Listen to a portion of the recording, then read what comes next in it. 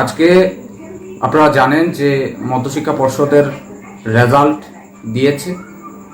এই রেজাল্টের কিছুক্ষণের মধ্যেই ছাত্ররা তেলিয়ামুড়ায় আন্দোলন করছে। আমাকে খবর দিয়েছে, সেই বিষয়ে আমি জানি। এবং যেই রেজাল্ট দেওয়া হয়েছিল প্রায় 80% ছাত্ররা নাকি পাস প্রমোট করেছে। এই বছর পরীক্ষা হয়নি, আপনারা সকলেই জানেন। পরীক্ষা না হওয়ায় সকল ছাত্রছাত্রীদের আমরা ডিমান্ড করেছিলাম, আপনারা জানেন যে আমরা সারা রাজ্যে আন্দোলন করেছি যে সকল ছাত্রছাত্রীদের প্রমোট করতে হবে। কিন্তু আমরা দেখলাম যে আজকে এই সিচুয়েশনে 80% ছাত্রদের পরীক্ষা উত্তীর্ণ করা হয়েছে।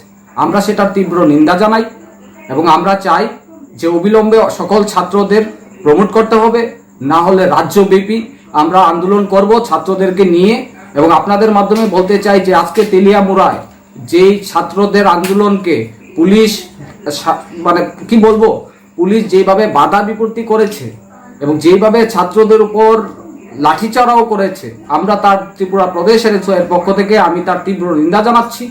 এবং আমরা শান্তিপূর্ণভাবে আমরা প্রত্যেকটা জেলায় জেলায় আন্দোলন শুরু হয়ে গেছে এবং আমরা আগামী দিনে আমাদের ছাত্রদের স্বার্থে আমরা লড়াই করব যে এই সিচুয়েশনে, কোভিড সিচুয়েশনে সকল ছাত্রছাত্রীদের উত্তীর্ণ করতে হবে, প্রমোট করতে হবে, সেটা আমাদের ডিমান্ড।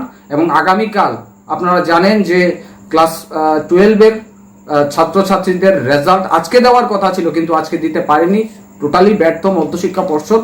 এবং আগামীকাল দেওয়া হবে এবং আমরাও আগামীকালের জন্য ওয়েট করছি। এবং মধ্যশিক্ষা পর্ষদ থেকে আমরা যেটা জানলাম যে আগামীকাল নাকি ওদের রেজাল্ট দেওয়া হবে 4টার সময়।